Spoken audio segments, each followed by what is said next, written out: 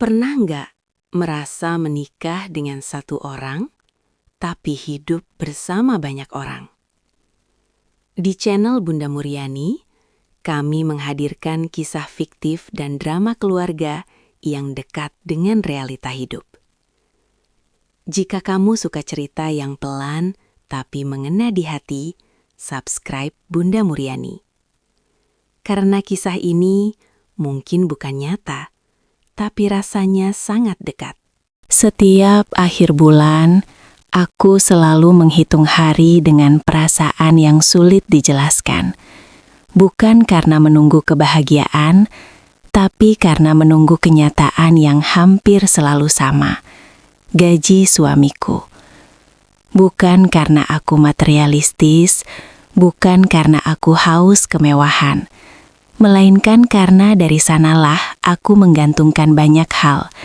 Belanja dapur, susu anak, listrik, air, cicilan kecil yang kami sepakati bersama sebelum menikah, dan harapan sederhana tentang hidup yang katanya akan kami bangun berdua. Aku selalu berusaha menyambut hari itu dengan tenang, pura-pura santai, meski dalam hati sudah menyiapkan diri untuk kecewa. Aku ingat betul bagaimana dulu, sebelum menikah, kami duduk berdua sambil menghitung rencana hidup, menulis anggaran di kertas seadanya, tertawa sambil bermimpi tentang rumah kecil yang hangat, tentang anak-anak yang tumbuh tanpa rasa kekurangan, tentang menjadi keluarga yang mandiri dan saling menguatkan.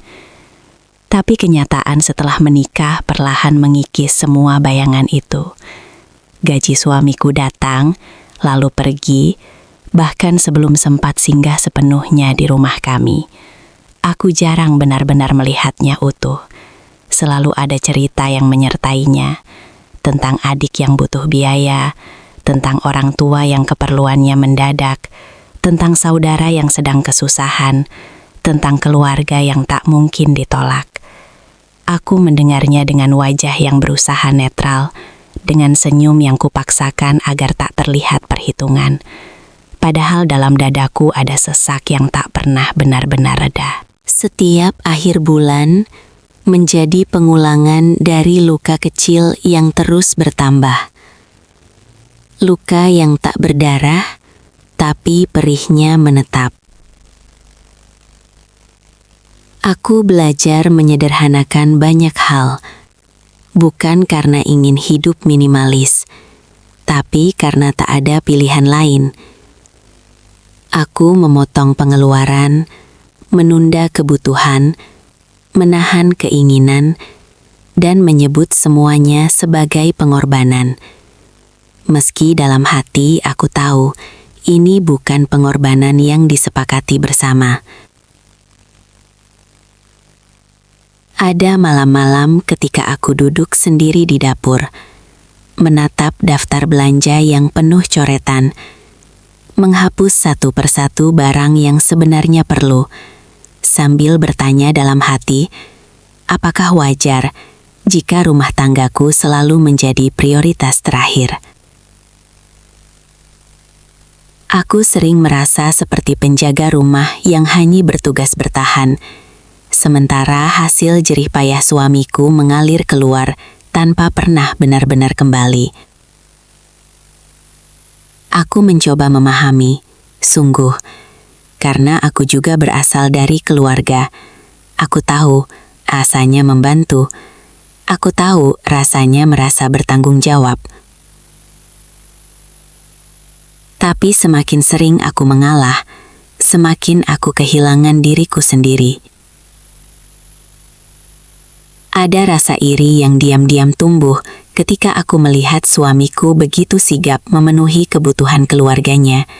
Sementara untuk rumah kami, selalu ada kata nanti. Nanti kalau ada sisa, nanti kalau kondisi membaik, nanti kalau sudah longgar. Kata nanti itu menjadi tembok tinggi yang memisahkan harapanku dari kenyataan. Aku tak pernah menuntut hidup mewah, aku hanya ingin merasa aman. Aku ingin tahu bahwa rumah kami adalah tujuan, bukan sekedar persinggahan. Aku ingin tahu bahwa lelah suamiku bekerja juga diperuntukkan bagi kami, bukan hanya untuk menutup kebutuhan orang lain. Tapi setiap kali aku hampir membuka pembicaraan, aku selalu menelan kata-kata itu kembali. Ada rasa bersalah yang ditanamkan perlahan, bahwa mempertanyakan kemana uang pergi sama saja dengan tidak punya empati. Bahwa menginginkan kestabilan rumah tangga berarti egois. Bahwa menjadi istri baik adalah yang mampu mengerti tanpa banyak bicara. Aku pun belajar diam. Diam yang panjang. Diam yang melelahkan. Diam yang membuatku sering bertanya-tanya, apakah aku masih bagian penting dari hidup suamiku? Atau hanya pelengkap yang harus selalu siap menyesuaikan diri? Di mata orang lain, kami baik-baik saja.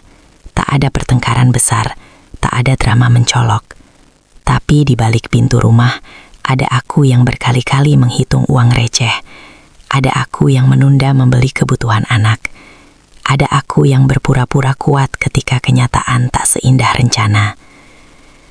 Aku sering mengenang janji-janji yang dulu diucapkan dengan penuh keyakinan, tentang tanggung jawab, tentang prioritas, tentang membangun hidup bersama. Kini janji itu terasa seperti gema yang semakin jauh.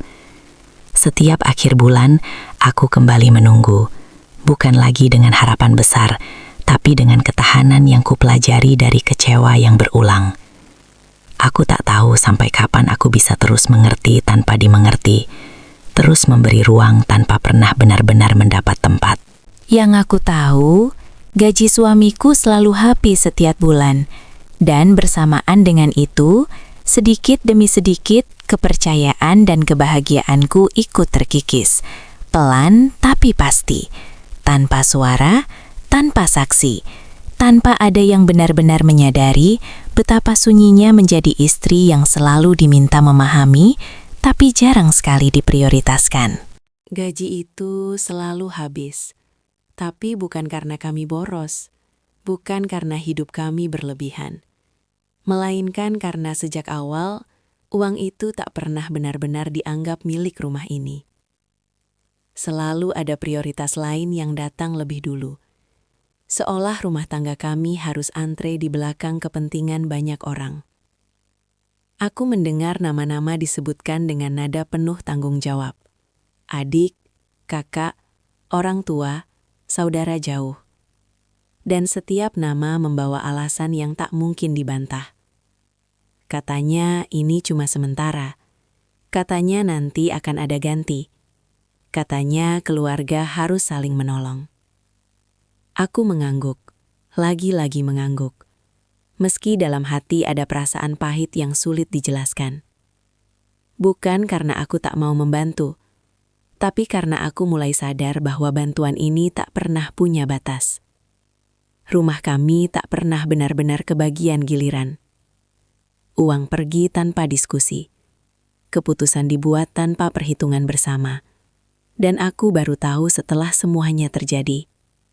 Saat aku mencoba mengingatkan tentang kebutuhan kami sendiri, suamiku memandangku dengan wajah lelah dan berkata bahwa dia berada di posisi yang sulit.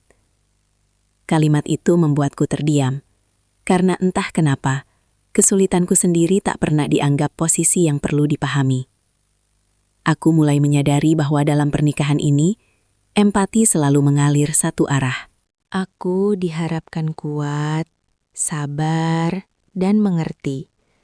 Sementara, rasa takutku tentang masa depan, kekhawatiranku tentang anak, dan kegelisahanku tentang kestabilan hidup perlahan berubah menjadi suara-suara kecil yang tak pernah benar-benar didengar. Dan sejak saat itu, aku tahu, bukan hanya gaji yang habis setiap bulan, tapi juga rasa aman yang seharusnya tumbuh di dalam sebuah rumah tangga. Aku mulai belajar bertahan dari hal-hal kecil. Dari dapur yang semakin sederhana, Dari rak beras yang cepat kosong, dari daftar belanja yang selalu kutulis dengan penuh pertimbangan. Setiap pagi, aku berdiri lebih lama di depan lemari, menimbang apa yang bisa dimasak hari ini tanpa harus keluar uang lagi. Aku mengolah sisa, mengakali rasa, dan meyakinkan diri bahwa semuanya masih bisa dijalani. Anak kami tak pernah tahu bahwa di balik senyumku saat menyuapinya, ada kekhawatiran yang terus berputar di kepala. Tentang besok, tentang lusa, tentang bagaimana jika tiba-tiba kami membutuhkan sesuatu yang mendesak. Aku menahan diri untuk tidak mengeluh, karena aku tahu keluhanku hanya akan menambah beban yang katanya sudah terlalu berat. Di siang hari, aku menghitung receh di dompet. Bukan untuk membeli hal yang kuinginkan, tapi untuk memastikan kebutuhan paling dasar masih bisa terpenuhi. Aku menunda membeli pakaian baru, menambal yang lama, menunda banyak hal sambil terus berkata pada diri sendiri bahwa semua ini sementara. Tapi hari demi hari berlalu, dan yang sementara terasa seperti menetap. Aku mulai merasa rumah ini berjalan di tempat, tak pernah benar-benar maju, hanya bertahan. Dan dalam diamku, ada rasa sedih yang pelan-pelan tumbuh. Bukan karena kekurangan, tapi karena aku mulai merasa perjuanganku menjaga rumah ini tak pernah benar-benar dihitung sebagai bagian penting dari kehidupan kami. Suatu malam, setelah anak kami tertidur dan rumah akhirnya sunyi, aku memberanikan diri membuka pembicaraan. Bukan dengan nada tinggi, bukan dengan tuduhan. Hanya kalimat sederhana yang sudah kupikirkan berhari-hari. Aku bertanya, kemana perginya gaji bulan ini? Dan apakah kami masih bisa menyisihkan sedikit untuk kebutuhan rumah? Suamiku terdiam cukup lama. Lalu menghela napas berat seolah pertanyaanku adalah beban tambahan di pundaknya. Dengan suara lelah, dia berkata bahwa keluarganya sedang butuh. Bahwa dia tak tega menolak, bahwa dia terjepit di tengah-tengah. Kalimat itu jatuh begitu saja, tanpa menoleh pada perasaanku. Aku ingin menjelaskan bahwa aku tidak meminta banyak. Aku hanya ingin dia berdiri bersamaku, melihat rumah ini sebagai tanggung jawab yang tak kalah penting. Tapi kata-kataku tersangkut di tenggorokan. Tatapannya membuatku merasa bersalah hanya karena menginginkan kepastian. Malam itu, pembicaraan kami berakhir tanpa solusi, tanpa kesepakatan, hanya menyisakan jarak yang tak terlihat tapi terasa nyata. Aku kembali ke kamar dengan dada yang penuh, menyadari bahwa mengungkapkan perasaan ternyata lebih melelahkan daripada menahannya sendiri. Sejak malam itu, aku mulai merasakan perubahan yang sulit dijelaskan. Bukan dari sikap suamiku yang tiba-tiba dingin, tapi dari caranya berbicara setiap kali aku menyentuh soal keuangan. Ada nada seolah aku terlalu menuntut, terlalu memikirkan diri sendiri. Kadang ia berkata dengan lembut bahwa keluarganya sudah banyak berkorban untuknya, bahwa sekarang gilirannya membalas budi. Kalimat-kalimat itu membuatku terdiam, karena entah bagaimana, aku selalu berakhir merasa bersalah. Aku mulai mempertanyakan diriku sendiri. Apakah aku benar-benar egois? Apakah wajar jika aku ingin rumah ini diprioritaskan? Perlahan aku belajar menyaring kata-kata, menimbang setiap keluhan sebelum keluar dari mulutku. Takut jika keinginanku dianggap kurang empati. Aku menahan diri bukan karena masalah sudah selesai, tapi karena aku tak ingin menjadi sumber konflik. Dan tanpa kusadari, aku mulai menarik diri secara emosional, menyimpan rasa kecewa sendirian, sambil terus berusaha terlihat baik-baik saja. Semua terasa lebih berat saat menyangkut anak kami. Ada hari ketika ia membutuhkan sesuatu yang sederhana. Vitamin, baju yang sudah kekecilan, atau biaya kecil yang tak terduga. Dan aku harus berpikir panjang sebelum memintanya. Aku menimbang kata-kata, memilih waktu, takut jika permintaanku kembali terdengar seperti keluhan. Pernah suatu kali aku menunda membeli obat karena uang di dompet tak cukup. Dan aku duduk lama di samping tempat tidur anakku, mendengarkan napasnya sambil menahan tangis. Bukan karena tak ada uang sama sekali, tapi karena uang itu sudah lebih dulu menjadi milik kebutuhan orang lain. Saat itu aku merasa gagal sebagai ibu, meski aku tahu kegagalan itu bukan sepenuhnya kesalahanku. Ada ketakutan yang tumbuh pelan-pelan. Bagaimana jika suatu hari kami benar-benar butuh, tapi tak ada lagi yang bisa kami andalkan? Dan ketakutan itu semakin menyakitkan, karena seharusnya rumah adalah tempat paling aman bagi seorang anak. Tapi justru di sanalah aku paling sering merasa tak berdaya. Rumah kami perlahan berubah, terasa seperti tempat singgah, bukan lagi ruang pulang. Kami masih makan bersama, masih berbicara tentang hal-hal ringan, tapi ada jarak yang tak bisa kuterangkan. Aku berhenti berharap terlalu banyak, karena setiap harapan yang tak terpenuhi terasa seperti luka baru. Aku mulai menjalani hari dengan mode bertahan. Bangun, mengurus anak, mengurus rumah, menunggu suami pulang, lalu mengulanginya lagi keesokan hari. Tak ada rencana jangka panjang yang benar-benar kami bicarakan, karena masa depan terasa terlalu rapuh untuk dibicarakan dengan penuh keyakinan. Di dalam diriku ada rasa kehilangan yang aneh, kehilangan semangat, kehilangan rasa memiliki, kehilangan keyakinan bahwa rumah ini dibangun untuk kami. Aku masih ada di sini secara fisik, tapi hatiku sering pergi entah kemana, mencoba mencari tempat aman yang tak lagi kutemukan di dalam pernikahan ini. Tanpa kusadari, aku mulai berubah di mata orang-orang. Aku tak lagi seceria dulu, tak lagi mudah tersenyum saat berkumpul dengan keluarga besar. Ada bisik-bisik halus yang sampai ke telingaku. Katanya aku jadi lebih pendiam, lebih perhitungan, kurang hangat. Tak ada yang benar-benar bertanya apa yang kurasakan, tapi penilaian itu tetap datang. Aku diposisikan sebagai istri yang mulai berbeda, seolah lupa bahwa sebelum menikah aku juga punya batas, punya kebutuhan, punya rasa lelah.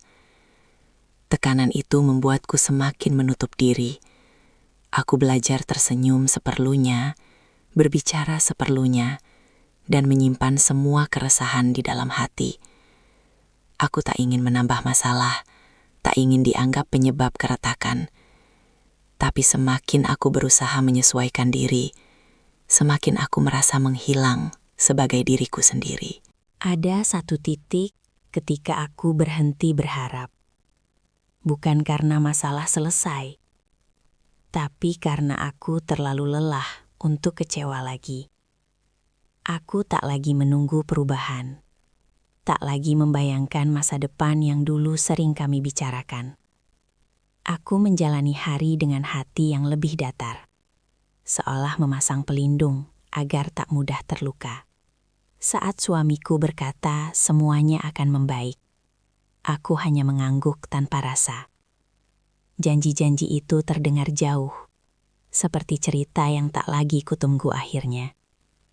Aku mulai menerima bahwa mungkin dalam pernikahan ini, tugasku hanyalah bertahan, bukan bahagia. Kesadaran itu datang pelan, tapi menghantam keras. Bahwa aku telah menurunkan begitu banyak harapan demi menjaga sesuatu yang mungkin sejak awal tak pernah benar-benar dijaga bersamaku. Kini setiap akhir bulan datang tanpa degup harap. tanpa kecemasan yang meledak, hanya rasa kosong yang sulit dijelaskan. Aku tak lagi menghitung gaji suamiku dengan cermat, karena aku sudah tahu hasil akhirnya. Rumah ini tetap berdiri, kami tetap bersama, tapi ada sesuatu yang hilang dan tak pernah kembali. Rasa aman, rasa dipilih, rasa menjadi tujuan. Aku tetap menjalankan peranku sebagai istri dan ibu sebaik yang aku bisa. Bukan karena semuanya baik-baik saja, tapi karena hidup harus terus berjalan. Gaji suamiku selalu habis, bukan untuk rumah kami. Dan bersamaan dengan itu aku belajar satu hal yang paling menyedihkan. Terkadang yang paling terluka dalam pernikahan bukanlah mereka yang ditinggalkan, melainkan mereka yang tetap tinggal, tapi perlahan berhenti diperjuangkan. Tidak semua luka terdengar keras. Sebagian hanya diam, dipendam demi menjaga rumah tetap berdiri. Cerita ini mungkin fiktif, tapi perasaannya nyata bagi banyak orang. Jika kamu pernah merasa lelah harus selalu mengerti, atau pernah bertahan tanpa benar-benar diperjuangkan, ketahuilah, kamu tidak sendirian. Terima kasih sudah menyimak kisah ini. Jika cerita ini menyentuh hatimu, silahkan bagikan dan subscribe channel Bunda Muryani untuk kisah-kisah lain yang pelan, namun jujur tentang kehidupan. Sampai jumpa di cerita berikutnya.